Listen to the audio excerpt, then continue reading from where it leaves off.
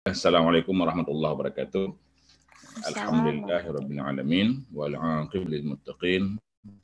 Asyhadu an la ilaha illallah wahdahu la syarikalah wa asyhadu anna sayyidina Muhammadan abduhu wa rasuluh. Allahumma shalli ala sayyidina Muhammad wa ala alihi wa ashabihi wa man tabi'ah wa sallama tasliman katsira amma ba'd. Pertama yang ingin saya sampaikan, karena kita bicara soal moderasi beragama dalam konteks atau dalam perspektif keadilan gender, yang pertama adalah moderasi. Memang ada banyak pandangan yang kita telusuri dari literatur Arab maupun literatur Inggris tentang apa itu moderasi.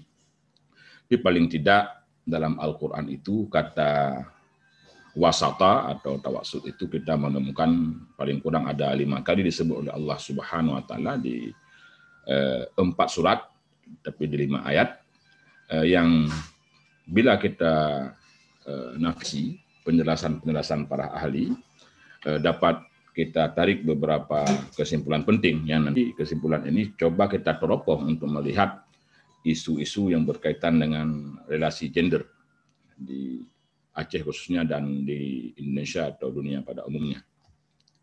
Yang pertama, Ahmad Umar Hashim itu mengatakan bahwa wasatiyah itu, moderasi itu adalah ittiba'u lil afdali wal ajwadi wal akmal.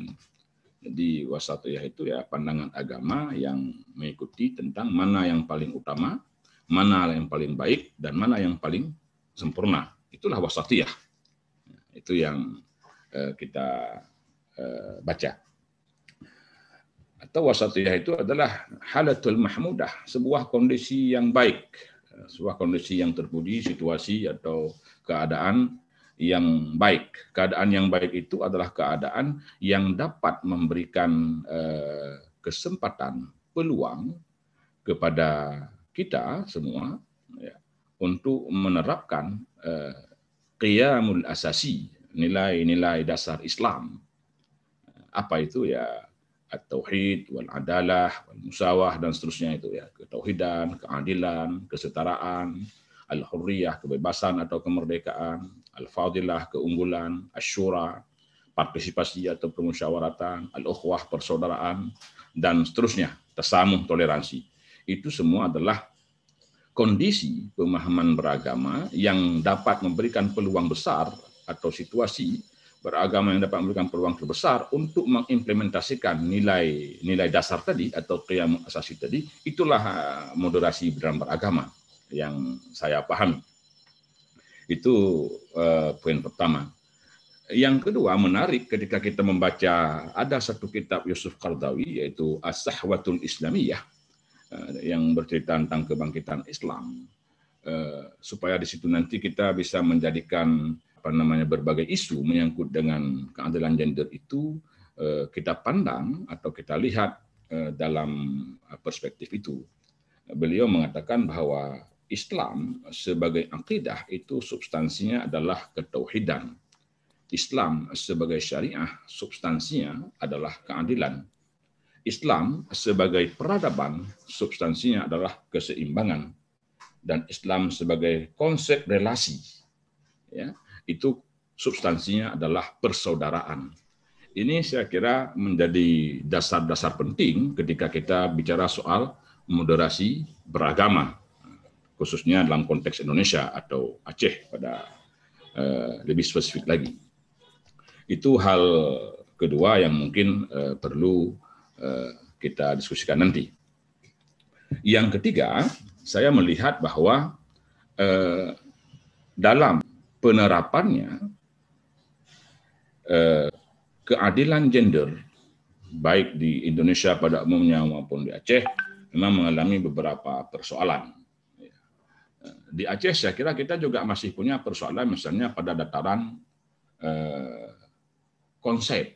Artinya kita masih punya pemahaman atau pandangan arus besar yang masif di Aceh yang memiliki pandangan atau wacana keagamaan. Saya sebut masif karena mereka punya akar sampai ke bawah dalam bidang wacana keagamaan yang belum sensitif terhadap hak-hak perempuan, baik di bidang muamalah atau munakahat maupun bidang lainnya, termasuk jinayat dan siasat. Ya, pandangan-pandangan yang masih bias atau yang masih tidak adil terhadap perempuan. Yang kedua, secara yuridis, kita juga masih punya perundang-undangan baik di tingkat pusat maupun di tingkat daerah yang masih menyimpan banyak persoalan, terutama yang akan dialami oleh perempuan dan anak.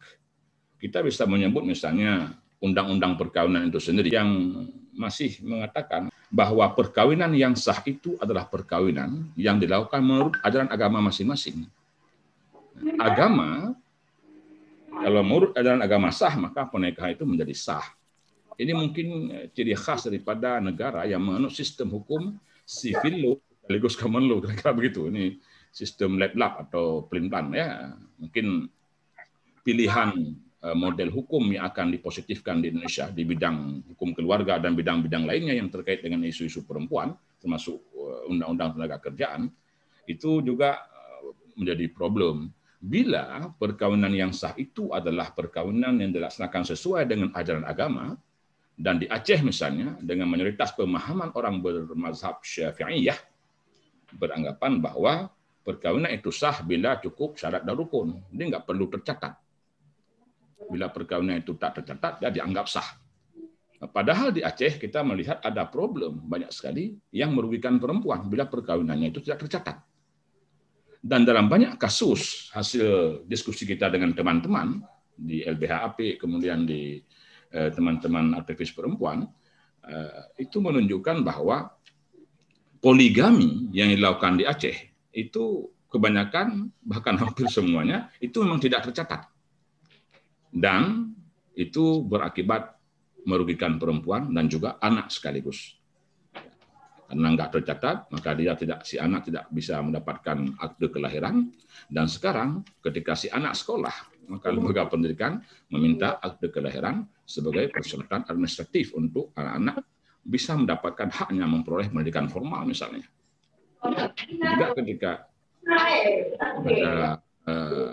ada perselisihan antara suami istri dan istri ingin menuntut hak-haknya ke mahkamah pun, itu juga mengalami persoalan karena perkawinan yang mereka langsungkan tidak tercatat. Ini juga mungkin problem yuridis yang masih kita rasakan. Di samping yang lain, karena undang-undang perkawinan kita, saya kira usianya sudah setengah abad juga itu. Dari tahun 74, sekarang sudah tahun 2020, belum mengalami reformasi atau perubahan. Sementara Maroko, seperti kata Prof. Wis, ya, saya 2007-2008 ke sana, mereka sudah mengalami beberapa kali perubahan peraturan undang-undangan dan saya kira sudah sangat progresif ya. Ini mungkin kendala kedua dalam penerapan. Begitu juga dengan hukum bidang pidana, khususnya hukum jinayat misalnya. Ya. Itu juga masih punya beberapa problem. Misalnya kasus pemerkosaan. Ya, dalam kasus pemerkosaan, korban yang perempuan itu masih diminta membuktikan membuktikan bahwa dia diperkosa. Padahal dalam beberapa literatur, termasuk di era sahabat Umar bin Khattab, itu negara yang mencari bukti bahwa perempuan ini diperkosa. Jadi korban tidak lagi dibebani dengan tugas-tugas yang mestinya dilaksanakan oleh negara. Apakah ini, saya kira ini juga punya kemungkinan untuk diterapkan di Indonesia, ya, untuk kita diskusikan dan kita dalami, supaya perempuan setelah mengalami dirinya sebagai korban, lalu diminta juga untuk membuktikan bahwa dia korban daripada pemerkosaan. Padahal hal-hal seperti itu bisa dibebankan kepada negara untuk mencari bukti. Seperti Umar memerintahkan hakim di eranya untuk mencari bukti, supaya kasus ini diputuskan seadil-adilnya, terutama terhadap perempuan sebagai korban pemerkosaan. Baik, itu dalam kaidah fiqhiyah itu yang sangat terkenal, itu berbunyi bahwa putusan negara itu menghilangkan perbedaan. Jadi oleh karena itu maka di sini negara punya otoritas yang sangat besar untuk melerai perbedaan pendapat yang terjadi di tengah-tengah masyarakat menyangkut dengan pandangan agama atau budaya tentang isu-isu yang tadi di-list oleh Profesor Wis dan juga yang dapat kita sebutkan beberapa lagi dalam konteks Aceh. Itu satu poin. Berarti negara ini dapat menghilangkan perbedaan sehingga kita butuh hukum yang dibuat oleh negara, apakah itu kalau di tingkat mungkin pusat undang-undang, di tingkat Aceh kanun, yang dapat memandu setiap perilaku dan tindakan yang lebih adil terhadap perempuan. Kita punya banyak inspirasi dalam bidang khasanah, ada yang bersifat antropologis, ada yang bersifat teologis. Misalnya inspirasi dari yang bersifat khasanah keislaman. Itu ada, kebetulan saya S1 dulu mengkaji kitab Mir'atul Thullab, ya, karangan Syekh Abdul Rauf As-Singkili atau dikenal dengan Syiah Kuala. Di era beliau itu di abad 17, masa Ratu Safieddin Shah, itu ada namanya lembaga legislatif bernama Majelis Mahkamah Rakyat. Itu Majelis Mahkamah Rakyat pada era itu 32% anggota majelis itu adalah perempuan. Mungkin pertama di dunia sampai hari ini mungkin. Dunia belum punya anggota legislatif yang 32%-nya adalah perempuan. Inspirasi ini mestinya bisa kita elaborasi lebih jauh untuk menjadi fiqh tatbiqi, sejenis fikih terapan dalam kehidupan kita, bisa berupa kanun, bisa berupa peraturan undang-undangan, bahkan bisa berupa gerakan kultural untuk menginspirasi masyarakat Aceh terutama bahwa kesetaraan gender atau keadilan gender ini bukan isu dari barat. Keadilan gender atau relasi adil antara laki-laki dan perempuan itu punya dasar historis di Aceh misalnya, yaitu di masa kerajaan Aceh. Itu masa Aceh Darussalam maupun ke belakang lagi masa kerajaan Samudra Pasai, di mana pada abad 13 dan pada abad ke-14 di kerajaan Samudra Pasai sebagai sebuah kerajaan kosmopolit itu punya dua orang ratu yang sangat terkenal, yaitu Ratu Nurillah dan Ratu Nahrisyah. Saya kira ini juga inspirasi historis yang bisa memberikan spirit bahwa perempuan menjadi pemimpin politik, pemimpin negara atau pemimpin pemerintahan itu bukan sesuatu yang dipropagandakan oleh Barat, tapi sesuatu yang sangat historis, yang akarnya menghujam dalam tubuh umat Islam Aceh atau Nusantara. Itu contoh kedua di Samudra Pasai.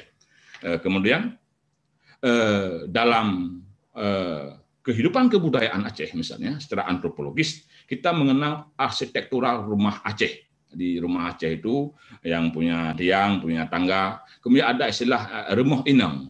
Remoh inang itu Prof. Wis ya, ini karena istilah Aceh, itu di dalam rumah Aceh itu ada satu kamar itu yang diperuntukkan untuk perempuan. Tapi tidak ada kamar untuk laki-laki.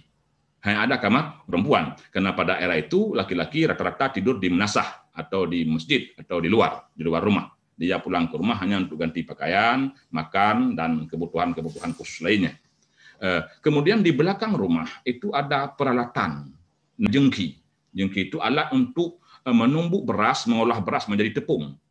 Ya. Kemudian di samping rumah itu ada balai, rangkang, dan ada krung. Krung itu tempat menyimpan padi yang sudah dipanen. Kemudian ada tempat istirahat bagi perempuan setelah dia capek untuk menumbuk beras tadi menjadi tepung. Saya kira arsitektural rumah Aceh itu memberikan fasilitas yang luar biasa kepada perempuan. Dengan lantai rumah Aceh itu terbuat dari bambu yang dipasang jarang-jarang begitu, tidak rapat betul, tapi jarang-jarang. Yang pada saat itu ketika kita pernah riset waktu itu mewawancarai beberapa tokoh adat, itu membuat ketika perempuan melahirkan itu mudah untuk melakukan proses kelahiran. Saya kira kita bukan ingin mempertahankan arsitektur rumah Aceh, tetapi ada spirit yang diberikan oleh sistem arsitektur rumah Aceh ini kepada kita untuk dalam rangka pelayanan kepada perempuan. Ini justru terjadi di wilayah domestik. Ini saya kira inspirasi kedua atau peluang-peluang atau khasanah-khasanah kebudayaan Aceh yang dapat dijadikan basis untuk kemudian kita jadikan spirit dalam membuat kebijakan atau upaya-upaya menciptakan keadilan terhadap perempuan. Kemudian yang ketiga, di Aceh itu perempuan keluar rumah bersama suaminya ke kebun, kemudian ke ladang, bahkan ke gunung, itu persoalan yang biasa sebenarnya. Kita tidak tahu kenapa kemudian beberapa tahun terakhir ada menjadi aneh bila perempuan misalnya di warung kopi atau keluar rumah. Padahal di Aceh itu di era bapak saya saja itu biasa, bapak dan mama saya mereka berdua keluar rumah ke sawah, ke ladang, ke pasar. Jadi perempuan keluar ke wilayah publik itu persoalan biasa dalam kalangan masyarakat Aceh. Nggak tahu kenapa kemudian sekarang menjadi aneh bila sekarang perempuan berada di luar rumah. Ini spirit-spirit seperti ini atau realitas kebudayaan yang mengendap dalam tradisi orang Aceh di masa lalu, bahkan beberapa masih di masa sekarang itu sangat penting. Yang keempat, ada tradisi harta penulang adat. Jadi ketika seorang anak perempuan dinikahkan dengan seorang anak laki-laki, itu ketika sejak menikah dia tinggal di rumah mertuanya, si laki-laki ini bersama istrinya, sampai lahir anak pertama atau sampai berusia 1 atau 2 tahun. Nah, ketika sudah lahir anak pertama, itu ada namanya pemengkleh, pemisah. Jadi si suami ini sejak menikah sampai lahir anak pertama tinggal bersama rumah mertua. Nanti setelah lahir anak, usia anak sudah lumayan, belum bulanan begitu, nanti si suami membawa si anak perempuan ini untuk tinggal pisah rumah, tinggal dengan rumah secara mandiri. Ya. Dalam harta penulang adat ini ada beberapa nilai yang akan ditawarkan. Misalnya satu, selama si suami tinggal bersama istrinya di rumah mertua, dia belajar, ada tujuan edukatif. Dia belajar apa yang perlu dibawa pulang ke rumah untuk nafkah istrinya, nafkah anak-anak dan keluarganya. Ada nilai-nilai edukatif di situ yang diajarkan. Yang kedua, ada nilai-nilai juga untuk antisipatif. Misalnya, ketika pisah rumah, ya, si anak perempuan ini meninggalkan rumah orang tuanya, ikut suaminya, itu orang tua menyerahkan harta penulang adat namanya. Ya, sejumlah harta yang diberikan oleh orang tua kepada anak perempuan. Bisa berupa tanah, bisa berupa sawah, bisa berupa rumah kalau ada rumah di tempat lain. Untuk apa ini? Kalau sewaktu-waktu perempuan diceraikan di tengah jalan oleh suaminya, maka perempuan tak akan terlantar. Karena dia punya modal tanah untuk membangun rumahnya. Atau punya modal rumah untuk menjadi tempat tinggalnya. Ini saya kira sesuatu yang cukup bagus dan perspektif untuk dikembangkan ke depan, tradisi-tradisi harta penulang adat seperti ini. Kemudian ketika pemisahan rumah, itu diundang semua keluarga perempuan. Bahkan untuk beberapa kasus, ya, itu diundang orang tua kampung atau perangkat desa. Di situ ada sejenis tanggung jawab keluarga besar dalam membentuk keluarga baru ini. Jadi misalnya jika seorang perempuan diceraikan, kemudian punya anak 2, suaminya nggak bertanggung jawab, keluarga besar ini yang bertanggung jawab. Ini saya kira tradisi-tradisi seperti ini, jika dia digalakkan, dia akan menjadi sangat bagus untuk menciptakan keadilan terhadap perempuan yang akhir-akhir ini sudah mulai meredup, misalnya begitu, dalam banyak kasus yang kita temukan dan yang ditemukan oleh teman-teman. Saya kira gitu, Prof. Eka.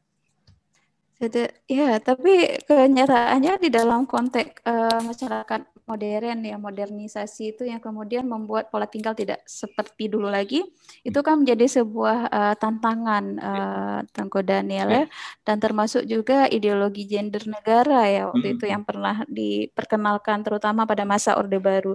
Jadi bagaimana spirit tadi ya, yang kalau misalnya kita melihat sekilas kan seperti romantisme sejarah, dan bagi sebagian mungkin itu kan kayak seperti legenda itu bisa menjadi hidup kembali. Apakah ada sebuah upaya yang lebih konkret ya, taktis, praktis itu yang bisa dihidupkan? Kalau pada tataran ini kan Lapsa saya pikir lebih kepada kampanye ya, tetapi pemerintah yang kita inginkan hadir tadi untuk memberikan tafsir dan guidance ya kepada kehidupan bermasyarakat itu bisa melakukan sesuatu, kira-kira bagaimana bentuknya itu Tengku Daniel untuk konteks masyarakat Aceh?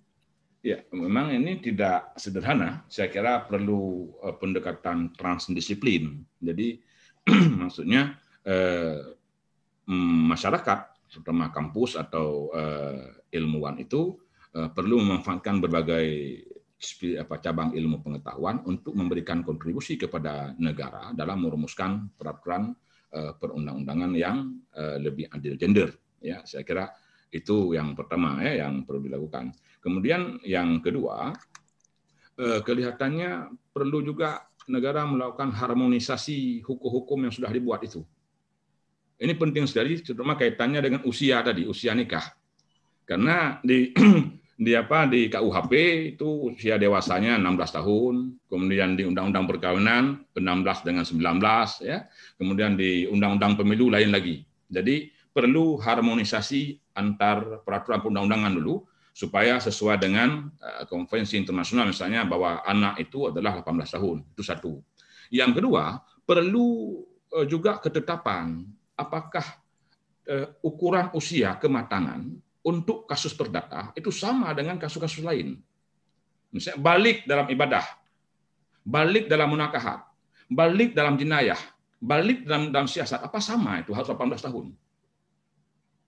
Ya. Menurut saya mestinya tidak sama, karena taklifnya beda-beda. Mungkin balik untuk ibadah, mungkin ya sudah perempuan sudah menstruasi, laki-laki sudah mimpi basah, sudah selesai dia. Ibadah mahdah. Lalu apakah ukuran dewasa untuk bidang munakahat cukup seperti itu, cukup matang misalnya, cukup rusdu, cukup matang untuk melakukan hak dan kewajibannya sebagai suami istri di bidang munakahat. Kemudian juga di bidang jinayat, kemudian di bidang siasat. Harmonisasi menyangkut dengan usia perkawinan ini, itu saya juga itu penting dilakukan oleh negara. Harmonisasi di bidang tentang usia perkawinan. Yang kedua adalah yang harus dilakukan negara adalah tentang status pencatatan perkawinan. Bukan hanya sekedar kewajiban administratif, tapi harus menjadi kewajiban substantif dan yuridis. Misalnya di beberapa negara Muslim, ya, kita melihat bahwa perkawinan yang tidak dicatatkan itu bisa dianggap sebagai tindak pidana. Tapi kalau Undang-Undang Perkawinan Nomor 1 2024 belum diubah, itu tidak bisa.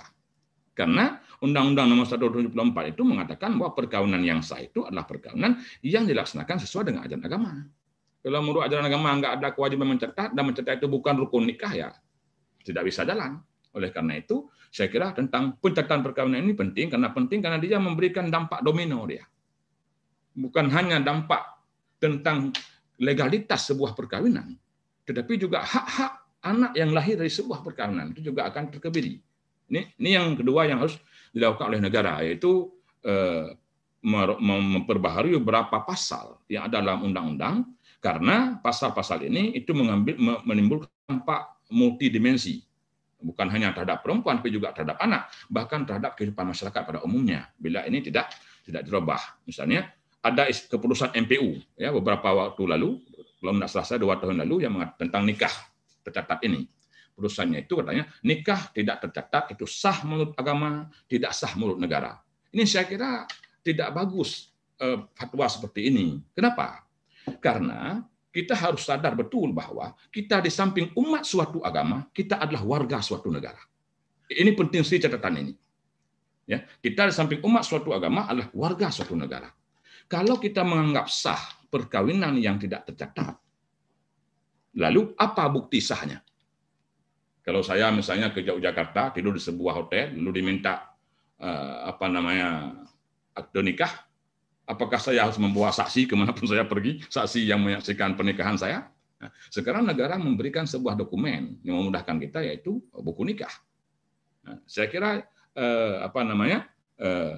yang hal kedua ini menyangkut dengan pencatatan perkawinan juga mungkin perlu kembali.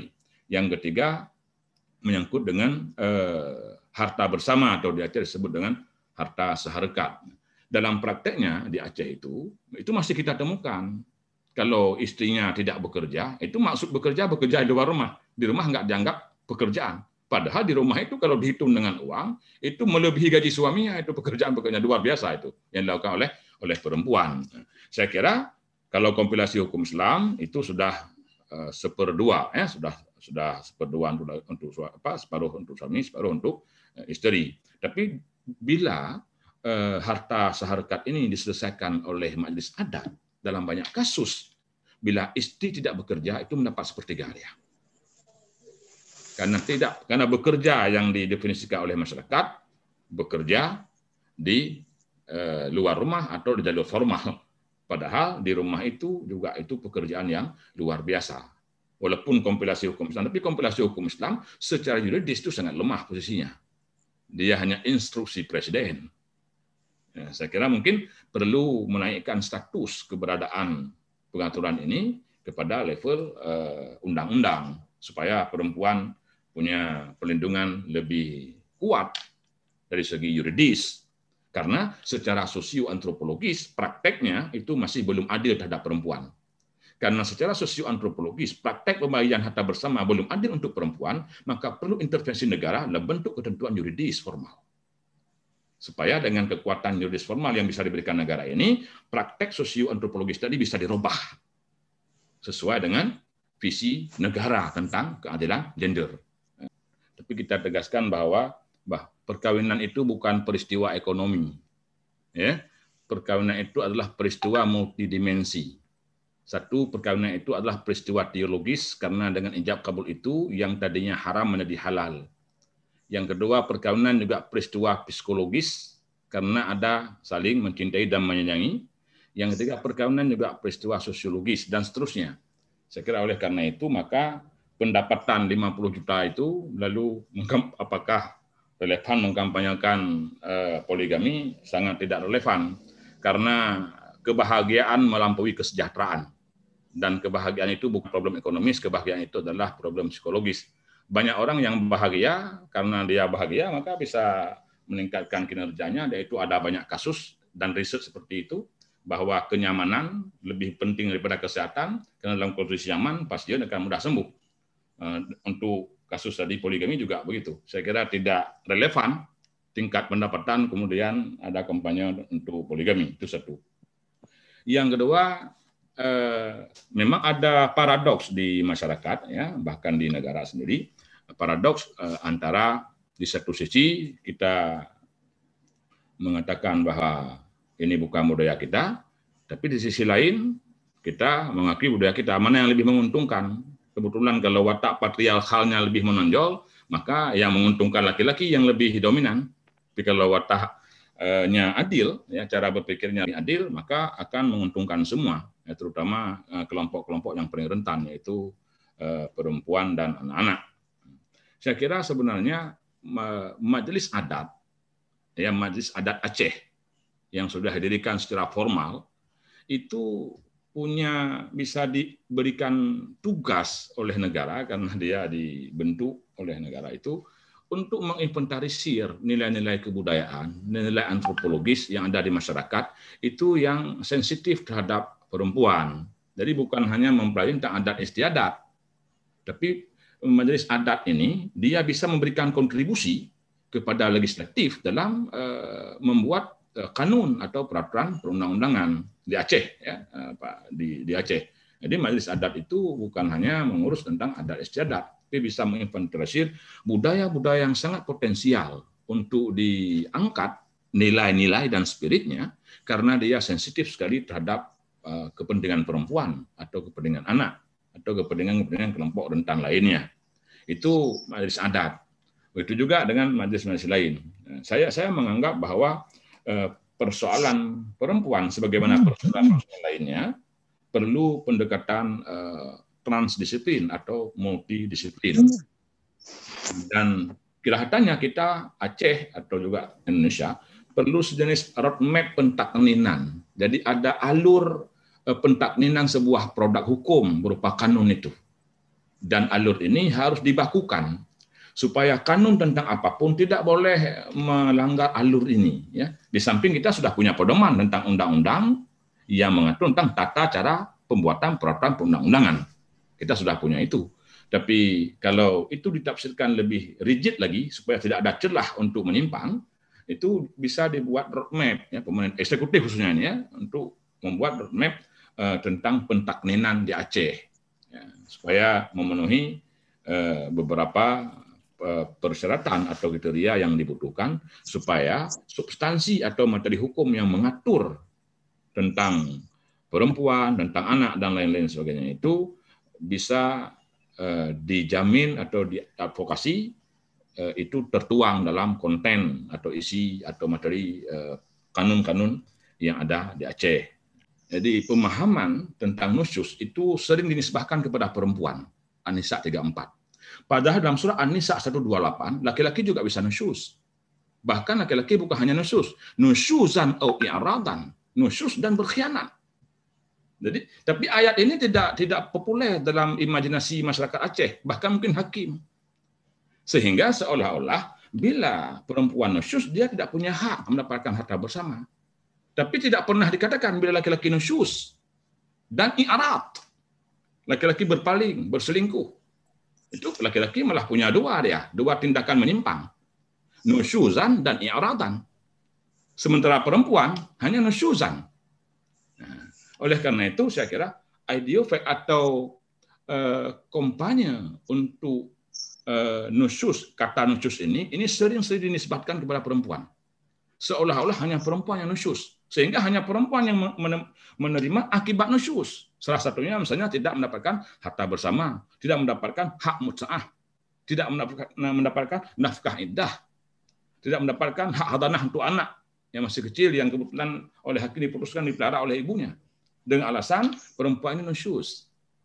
Padahal dalam surat yang sama, masih surat An-Nisa juga itu.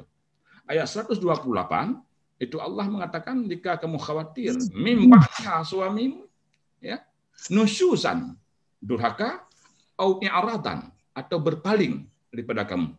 Malah Allah bilang, fala junaha alaikuma ay yusliha islaha. Maka tidak berdosa bagi kamu untuk berdamai. Ini kalau kasusnya yang salah adalah laki-laki, Allah perintahkan berdamai. Ya? Nah, karena perempuan nggak suka konflik.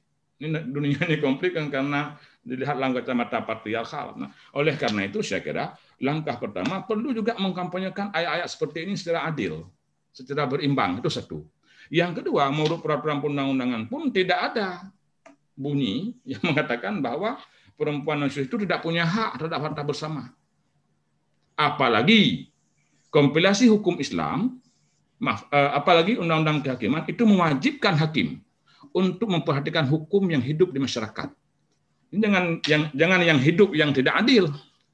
Seorang hakim karena dia bijaksana, mestinya dia harus mengadopsi hukum-hukum yang hidup di masyarakat yang memberikan keadilan kepada para pihak yang berperkara. Dan itu kewajiban hakim yang diwajibkan oleh undang-undang. Di samping dia memperhatikan hukum yang tertulis, tapi hakim diwajibkan oleh peraturan perundang-undangan untuk memperhatikan hukum yang hidup di masyarakat supaya adil terhadap para pihak, terutama perempuan. Kalau dalam perspektif Islam, mungkin Prof. Wis lebih dalam lagi nanti. Tapi pengalaman saya dulu ketika menjadi kepala kantor urusan agama, ini memang kampanyenya, perspektifnya, itu memang kalau nusyuz itu dinisbatkan hanya kepada perempuan. Oleh karena itu, satu, perlu perubahan di ideofek dalam pemikiran masyarakat kita, termasuk hakim dan penegak hukum, bahwa nusyuz itu juga terjadi pada laki-laki, bahkan laki-laki mengalami bukan hanya nusyuz tapi juga i'radan, berpaling atau berkhianat atau berselingkuh. Bahkan dua perilaku menyimpang yang mungkin dilakukan oleh laki-laki. Nah, ini juga harus ada akibat yang sama. Bahkan lebih berat karena dia punya peluang lebih banyak perilaku menyimpangnya. Saya ingin jelaskan tentang mahar ya. Mahar ini dalam Al-Qur'an tidak pernah disebut istilah ini. Al-Qur'an menyebut ada dua istilah lain, yaitu nihlah dengan sedekah atau as-sidq. Nah, dari istilah yang digunakan Al-Qur'an, sebenarnya kita bisa mengambil filosofinya. Misalnya as-sidq, kejujuran. Ini mungkin ruh daripada sebuah perkawinan. Jadi mahar itu hanya sifatnya simbolik, tidak substantif. Kemudian yang kedua, nihlah. Nihlah itu sukarela, pemberian sukarela, spontan, tidak keterpaksaan. Ini mungkin ada kaitan dengan hubungan manusia dengan manusia atau dalam bidang muamalah itu antara den tanpa alif lam dalam bentuk nakirah. 100% harus rela, tidak ada ikrah, tidak ada keterpaksaan. Ini mungkin filosofi mahar karena Al-Qur'an menggunakan dua istilah ini ketika bicara soal mas kawin. Ya, itu satu. Yang kedua memang di Maroko, tapi saya sudah lupa daerahnya, tahun 2008 itu ada mengenal dua macam mahar. Ada mahar muqaddam, ada mahar muakhar. Nah, saya tanya sama perumus undang-undang perkawinan di Maroko pada saat itu, ya salah satunya adalah Profesor Ahmad Shimlisi waktu itu, Direktur Darul Hadis. Kenapa undang-undang perkawinan Maroko tidak melarang poligami? Beliau menjawab, di Maroko nggak ada yang berani poligami katanya. Kenapa? Karena ada dua mahar. Ada mahar muqaddam, ada mahar muakhar. Nah, mahar muqaddam itu yang diserahkan pada saat ijab kabul. Mahar muakhar pada saat cerai. Jadi kalau laki-laki itu menceraikan istrinya, waktu nikah maharnya 20 manyam emas, maka ketika cerai dikali 2, 40 manyam emas. Kalau istrinya 4, 120 manyam, bisa meninggal suaminya. Kira-kira begitu. Ini tapi kearifan lokal yang ada di Maroko. Di secara antropologis ya, budaya Maroko ada tradisi itu, sehingga di sana katanya, bisa tidak punya data real, mungkin Prof. Wis pernah riset ke sana, apakah betul bahwa poligami di Maroko tidak semarak di tempat kita. Salah satunya katanya gara-gara ini. Ya, itu satu. Kemudian yang kedua, memang kebahagiaan sebuah keluarga menurut saya, termasuk otomatis keluarga yang bahagia itu relasi antara suami istri itu pasti adil. Itu hukum itu adalah ultimum remedium, dia alternatif terakhir. Bahkan pengalaman kami di kantor urusan agama dulu dan menangani problem-problem keluarga sampai hari ini, peran hukum dalam kebahagiaan keluarga itu paling banyak 30%. Tapi selebihnya adalah hal-hal yang non-hukum. Bisa psikologis, bisa sosiologis, bisa ekonomis, bisa lain-lain. Cuman ada 4 pilar, ada sebuah tulisan menarik tentang pilar-pilar pembangunan keluarga ini yang non-hukum ya. Ada yang pertama al-mahabbah, cinta. Cinta itu dalam psikologi cinta ya, Steinberg bilang begini, cinta itu punya rukun. Bila rukun cinta ini hilang, maka tidak ada makna setengah mahar dibayar di akhir itu. Itu kalau orang cerai karena takut mahar, dia agak akan bercerai. Tapi banyak orang cerai bukan gara-gara mahar, gara-gara ingin bercerai. Dan mahar tidak seberapa, apalagi dalam pandangan orang-orang sekarang yang hedonis dan kapitalistik. Itu intimasi. Rukun kalau dalam teori cinta itu, dulu ketika kita dulu sampai kuliah psikologi itu intimasi, ada kontak batin antara suami istri itu. Ya. Ada sejenis kontak batin ya. Kemudian pengorbanan, kemudian komitmen untuk tidak mengkhianati. Itu rukun-rukun cinta. Bila rukun ini mulai meredup atau berkurang, maka saya kira perkawinan akan terancam kualitas kebahagiaannya. Kemudian yang kedua itu tadi mawaddah. Mawaddah ini mungkin secara linguistik atau bahasa kita lihat misalnya dalam kitab Tajul Urus dikatakan melimpah ruah, cinta yang melimpah ruah. Artinya diibaratkan, diberikan contoh dalam kitab-kitab kuning itu, bila istri yang saya nikahi, dia bersedia ikut saya, meninggalkan anak, meninggalkan keluarganya, ibunya, bapaknya, kampung halamannya, dan ikut untuk saya seharusnya harus mencintai istri saya melampaui cinta keluarganya kepadanya. Ini mawaddah. Dan itu tidak mungkin kita suami mampu melampaui cinta ibu bapaknya kepada dia. Begitulah kira-kira mawaddah itu. Jadi mengungkap memberikan cinta yang melimpah ruah. Kemudian yang ketiga saya kira rahmah, itu tadi sudah di ini. Tapi dalam makna lain katanya mawaddah itu adalah mengungkap semua kelebihan pasangan kita. Dan rahmah itu menutupi semua kekurangan pasangan kita. Kalau ini yang terjadi, itu saya kira tidak ada dominasi, tidak ada hegemoni, apalagi subordinasi dalam kehidupan rumah tangga, karena menikah itu oleh Al-Quran digunakan 2 istilah yang cukup penting, yaitu an-nikahu dan az-zauj, zaujun. An-nikah itu ikatan.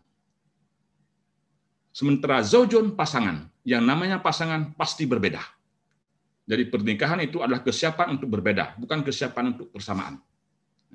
Itu dari istilah yang digunakan Al-Quran itu menunjukkan filosofi daripada pernikahan itu adalah bersatunya 2 sosok yang berbeda itu. Yang oleh karena itu, maka perbedaan itulah yang menjadi visi yang menjadi tugas utama yang diramu supaya tidak tercipta ketidakadilan karena berbeda. Justru karena berbedalah tercipta kesetaraan yang dimiliki oleh si suami, tidak dimiliki oleh perempuan, yang dimiliki oleh sang istri, tidak dimiliki oleh suami. Karena mereka menikah, maka mereka menjadi lebih sempurna. Karena masing-masing saling melengkapi. Yang ketiga, Al-Quran menggunakan istilah libas. Ya, itu mungkin pakaian. Ya. Pakaian itu tugasnya yang menutupi, bukan membuka. menutupi kekurangan masing-masing. Saya ingin mengatakan bahwa tadi kita memang diskusi tentang beberapa produk hukum dan penegakan hukum, tapi hukum ini adalah ultimum remedium. Dia hanya alternatif terakhir untuk memecahkan masalah ini. Sehingga kita butuh banyak alternatif lain, banyak pendekatan lain, dan banyak disiplin ilmu lain atau strategi-strategi lain untuk melindungi perempuan atau mewujudkan perempuan mendapatkan akses terhadap keadilan. Baik melalui mekanisme adat yang sifatnya kultural antropologis maupun melalui mekanisme pengadilan yang sifatnya struktural yuridis. Ini saya kira poin saya yang kedua. Yang terakhir, saya ingin menyampaikan bahwa lembaga-lembaga yang sudah ada di Aceh ini, baik itu Majelis Adat Aceh, ada Majelis Pendidikan Aceh, ada Dinas Islam, dan struktur-struktur kenegaraan lainnya, mestinya harus memiliki prioritas untuk menempatkan masalah perempuan ini sebagai masalah sentral di berbagai bidang. Ya, istilahnya mungkin kalau dulu mainstreaming gender. Ya, harus menempatkan masalah ini sebagai masalah prioritas supaya problem-problem perempuan itu diidentifikasi. Apakah jangan-jangan kita mungkin apakah butuh enggak? Kalau sifatnya yuridis itu kanun itu yang sifatnya tematik, yang khusus menangani kasus perempuan dan anak. Karena mereka ini dua kelompok yang cukup rentan dan banyak menjadi korban di berbagai bidang kehidupan di Aceh. Bukan hanya keluarga, tapi juga di dunia kerja, di masyarakat, bahkan dalam struktur birokrasi pemerintahan. Mereka juga alami diskriminasi atau ketidakadilan. Sehingga nanti kita hanya merevisi kanun ini, tidak membuat kanun baru. Ya, hanya merevisi atau memperbaiki kanun ini, dan kanun ini hendaknya sangat bagus kalau direvisi secara periodik atau direview, maksud saya. Direview setiap periodik oleh berbagai pihak, oleh publik. Bukan ketika ada masalah baru dituntut atau diuji ke Mahkamah Konstitusi kalau undang-undang atau ke Mahkamah Agung. Tapi publik itu punya sejenis, negara memberikan jadwal secara periodik publik untuk mereview setiap peraturan. Walaupun peraturan itu belum ada masalah di lapangan, tapi diidentifikasi punya potensi melahirkan masalah. Jadi preventif sifatnya, tidak rehabilitatif. Jangan ketika ada kanun bermasalah di lapangan, kemudian kita mereview. Jauh sebelum masalah timbul, bila kita mengidentifikasi ada potensi masalah, berdasarkan realitas yang kita baca, maka ini bisa kita review. Dan negara harus menyediakan akses untuk itu. Baik. Nah, saya kira demikian Prof. Eka, Prof. Wis, dan teman-teman semua. Dr. Daniel, silakan. Ya, baik, terima kasih Prof. Closing Eka, Prof. Wis. statement. Saya yang pertama menyampaikan bahwa setuju sekali bahwa undang-undang lebih bagus merevisi yang sudah ada, tidak membuat yang baru. Dan lebih bagus lagi, kanun-kanun di daerah itu menafsirkan apa yang ada di atasnya, tidak membuat kanun baru. Nah, kalau ada hal-hal khusus yang dimiliki daerah, tinggal dimasukkan dalam tema kanun tersebut. Jadi tidak ada kanun yang tumpang tindih dengan undang-undang di atasnya secara hierarkis, itu satu. Kemudian yang kedua, untuk menguji sesuatu maslahat atau mafsadah, itu kita memakai pendekatan saintifik, jadi ilmu pengetahuan itu. Jadi istilahnya siapa yang punya legitimasi untuk menyatakan sesuatu maslahat atau mafsadah? Al-aqlul mujtama', akal publik. Siapa itu akal publik? Akal publik itu dalam struktur negara kita adalah Dewan. DPR RI, DPRD, kalau di Aceh DPRA, kemudian DPRK. Itulah akal publik. Oleh karena itu mungkin perlu akal yang baik ketika memilih mereka supaya melahirkan aturan-aturan yang baik, kira-kira begitu. Yang ketiga, saya kira perlu kerjasama yang cukup baik, baik secara kultural, mungkin masyarakat, ilmuwan, kampus, ya, lembaga-lembaga swadaya masyarakat, maupun secara struktural, penegak hukum dan elemen-elemen lainnya yang terkait untuk perjuangan membela keadilan terhadap perempuan. Saya kira itu yang dapat kami sampaikan. Terima kasih banyak dan mohon maaf bila ada kekurangan di sana sini.